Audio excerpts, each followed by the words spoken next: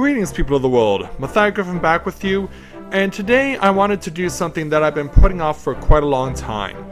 As we're getting close to the end of my Final Fantasy XIV Let's Play as of the time I'm recording this, I wanted to start to switch over to doing some lore-based videos on the game, and show you some of the various interesting facts or things that you either didn't know about or you may have missed. There are a lot of interesting things about Final Fantasy XIV that a lot of people really don't know about, and so I wanted to try and bring some light to them today. So I hope that you really enjoy these videos, and I'm going to be starting by doing a video for Reborn, and if we can get at least 500 likes, I'll do another one for Heavensward. So if you're ready, let's get started. Because I'm in Gania, this is where I'll start my journey. So we start over at the Conjurer's Guild with one of the more interesting things about the entire game, and that is the Guildmaster, Isumion. What makes him interesting is that he is the only character from a non-playable race in Final Fantasy XIV that serves as your Guildmaster. Because he's a Podyal, which is the similar race to that of the Elder Seedseer Kane Senna, who also happens to be the sister of Raya O Senna, who gives you the quest for White Mage, who is also a Podyal. That means that these two are the only characters from a non-playable race who will give you the various quests in the game. And in case you're looking for any Mikote Guildmasters, don't hold your breath. None of the starting jobs in Final Fantasy XIV feature a Mikote Guildmaster. In fact, the first time that you meet a Mikote to do quests for combat jobs will be here in Gania when you speak with Amitra for doing the quest for Summoner. And don't worry, because there actually is a Mikote Guildmaster when it comes to crafting and gathering. That distinction belongs to Hananza, who runs the Armorer's Guild in Limsa, aka Naldic and Vimelis. Now, if you're someone who started off in Gania, chances are you're very familiar with the Wood Whalers, who are the local authority around here. They're known for their iconic camouflage and their very creepy masks. But there are actually some Wood Whalers who are unmasked. And while I won't point out all of them here, I will point out a couple in particular who you can interact with on a regular basis. One of them is Aiden, who serves as one of the gateways between New and Old Gania, and the other just happens to be Landonel in the South Shroud, who is of course associated with the Company of Heroes as part of your Titan fetch quests. Now, Gania does have one oddity in particular, and that is, unlike Limsa and Ul'dah, not all of the points in and out of the city are immediately accessible. In fact, one in particular is blocked. Located in the west side of New Gania is the White Wolf Gate, a gate that you cannot pass through until you get to level 29, make it back to Gania, and then ask Taiyomui of the Order of the Twin Adder in a quest to give you permission to go back to the White Wolf Gate and have it unlocked. Now, unlike the other areas of Eorzea where you have to cover a lot of ground when you're starting out on your journey, the Central Shroud serves as your only spot for the main quest when you begin in Gania. Not only that, but once you make it to Bent Branch Meadows, there's something you probably have never noticed. And that's this giant Moogle balloon that's hovering over the Chocobo stable.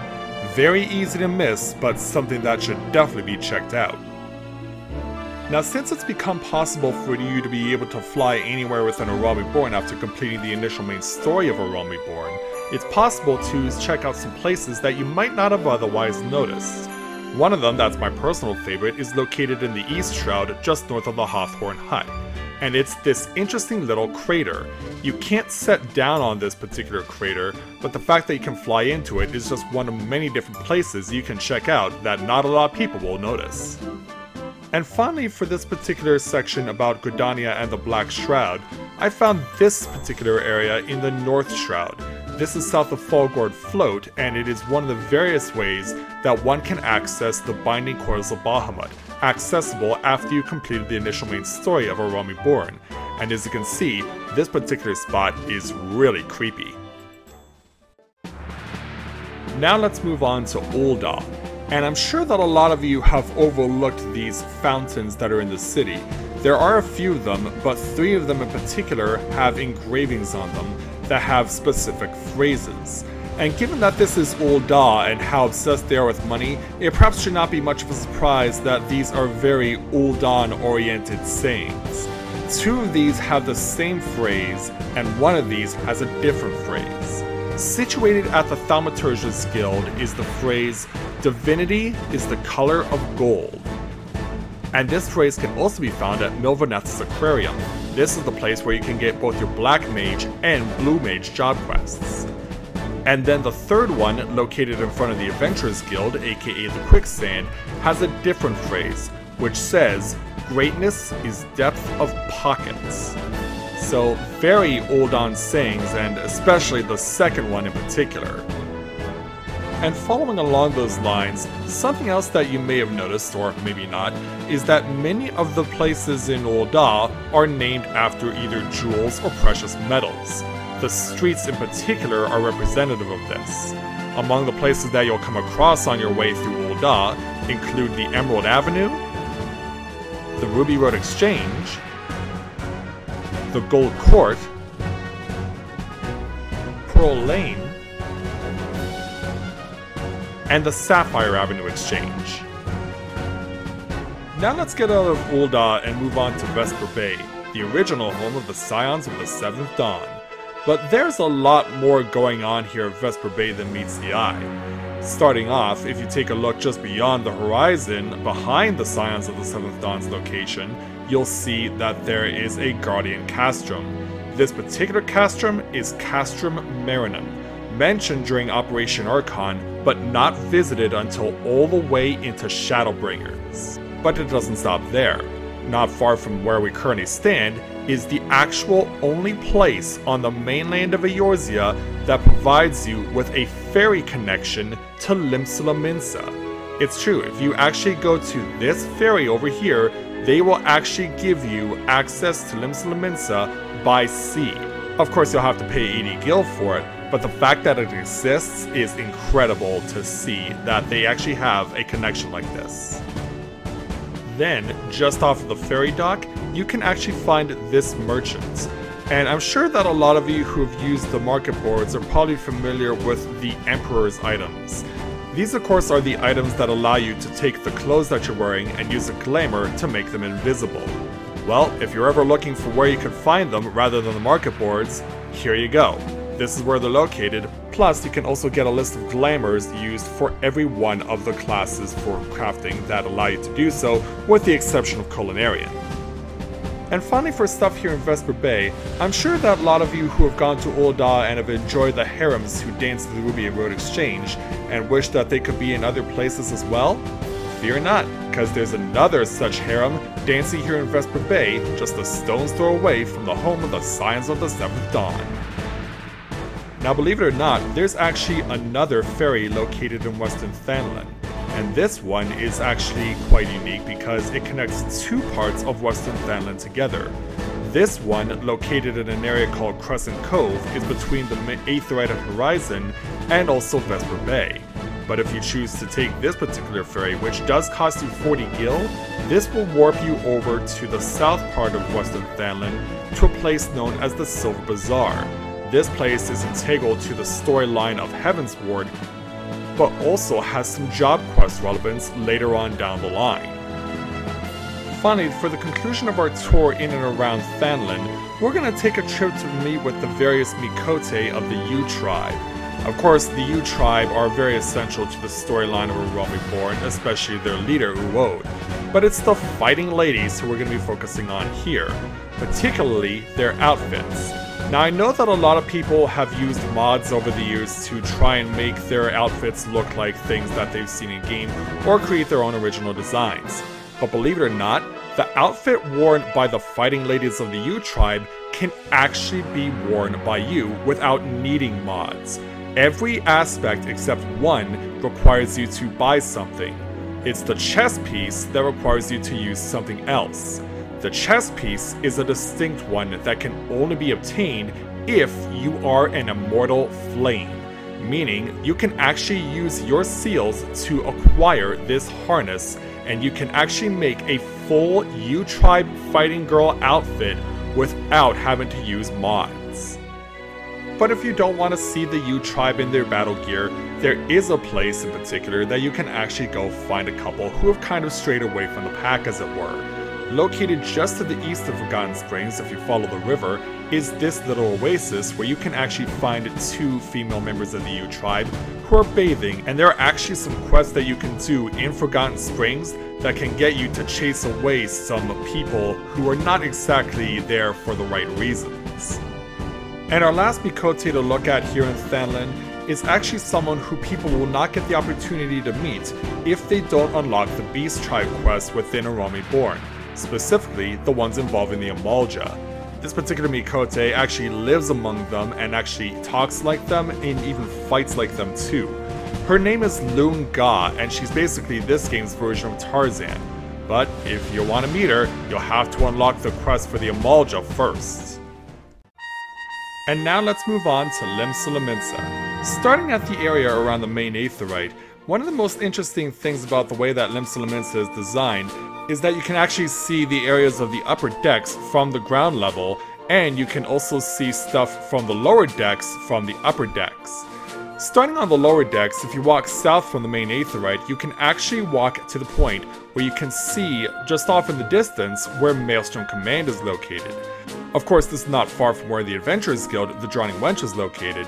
And not only that, if you continue to walk further down, you'll actually see some glowing red lights, indicating that this is Nautic and Vermelis, the Blacksmith/Armorers Guild. And conversely, when you go up to the upper decks, you can actually go over to see the main Aetheryte on the lower decks. However, you won't be able to see any of the numerous adventurers who will be huddled around it, as it is by far and away the most popular place to chill out in all of Final Fantasy XIV. Now, for those of you who have started the game in Lim-Sulaminsa, I'm sure you know where this is. However, if you started the game in Gania or Ul'dah, there is a distinct possibility that you have no idea where this Aetheryte is located.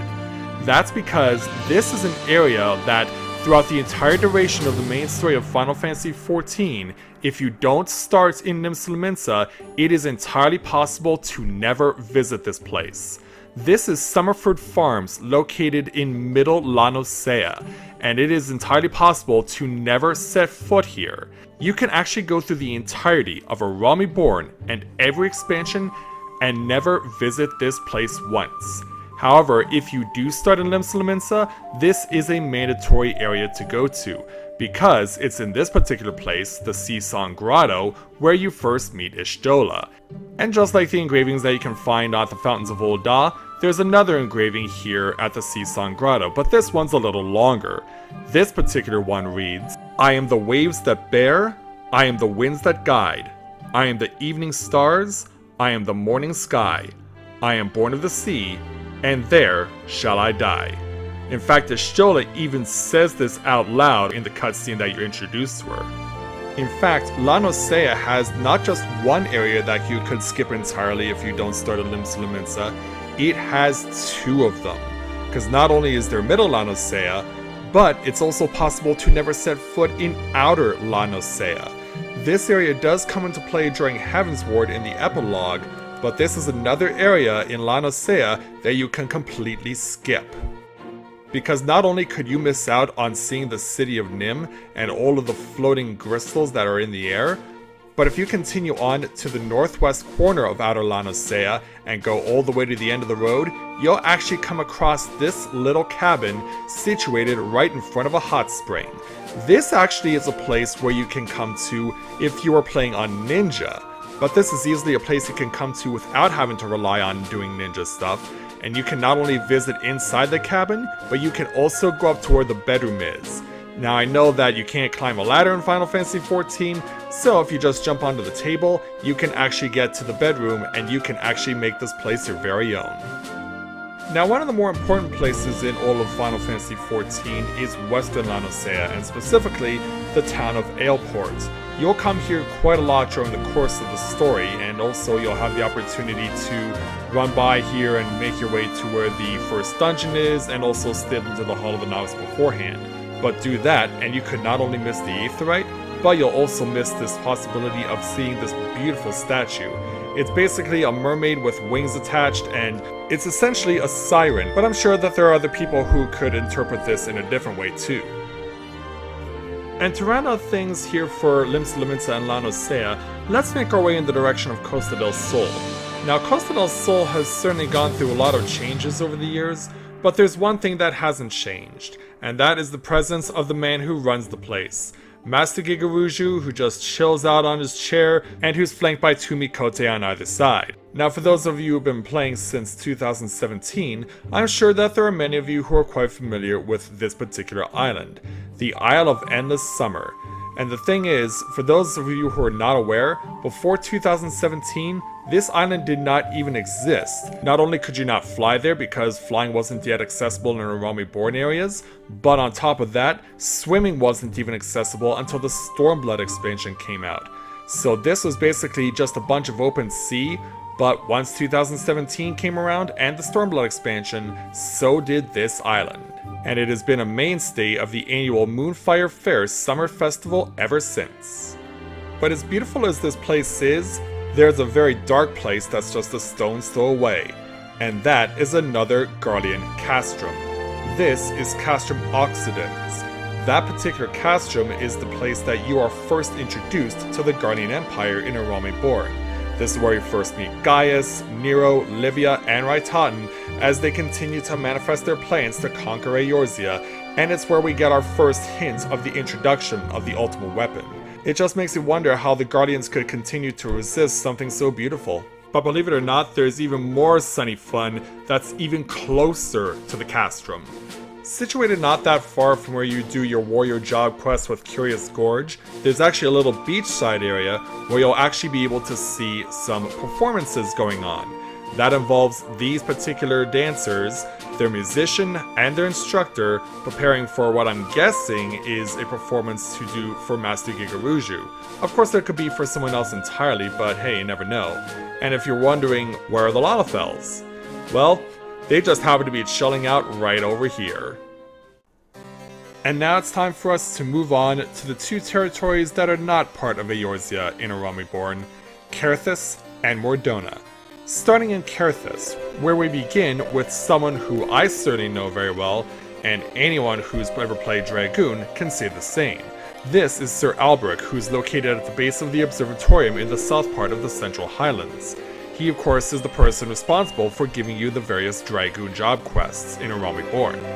And what helps him stand out is the fact that Dragoon, of all the jobs available in A Realm Reborn, is the only one that has the entirety of its quests centered in Carthus.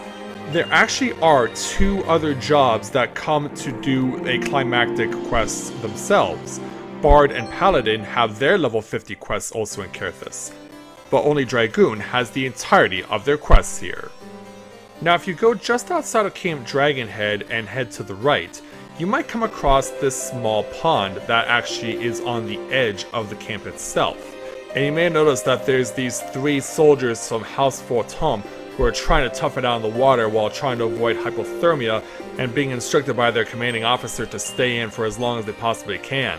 It's certainly one of the weirder things to find in the entirety of A Realm Reborn, but definitely one that you gotta see for yourself.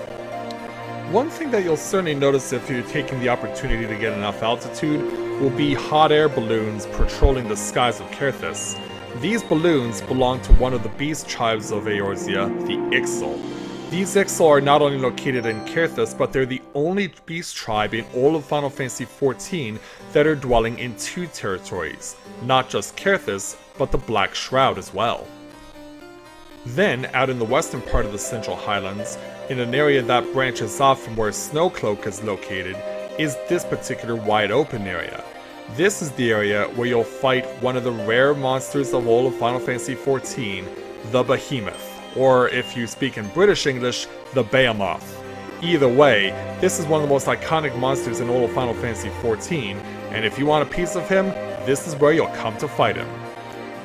When areas from A Realm Reborn started to gain access to being able to fly anywhere, a lot of places opened up that could not otherwise have been accessed. You could see them as part of the environment, but you couldn't actually go there. But one place in particular definitely changed that. Beyond this gate, as I'm sure you're aware, is the Steps of Faith, one of the last challenges you face in the epilogue before you move on to Heavensward. Well, the challenge itself in the Steps of Faith is much different than what it is if you go and visit it normally. If you go around the entrance to the Steps of Faith, you can actually be able to walk around for quite a bit. You can't go all the way into Ishgard itself though from taking this path. You'll be forced to fly at some point, and the map only goes so far.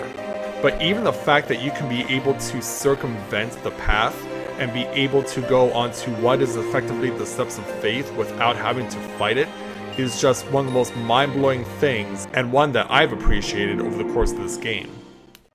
And finally, I have a couple in Mordona for you. The first has to do with Minfilia's adopted mother, Philemon, the songstress of Ul'dah. And even after you get her reunited with Minfilia, she continues to remain a mainstay throughout Mordona and Revenant's Toll, chilling out at this very spot high above the marketplace, even all the way into the current point and the current patch.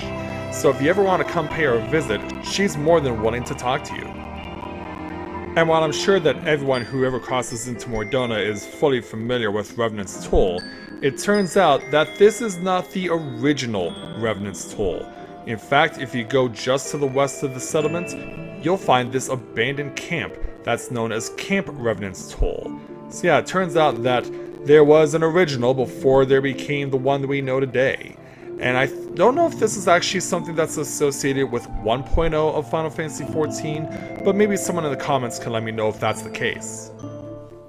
So those are all of the Easter eggs and various interesting facts that I've found within our Realm Reborn areas, but I'm sure you have some of your own that I didn't include in this video. If you do, please feel free to comment and tell me what you would want to see included, as well as any Easter eggs that you would want to see me show off in any possible future videos.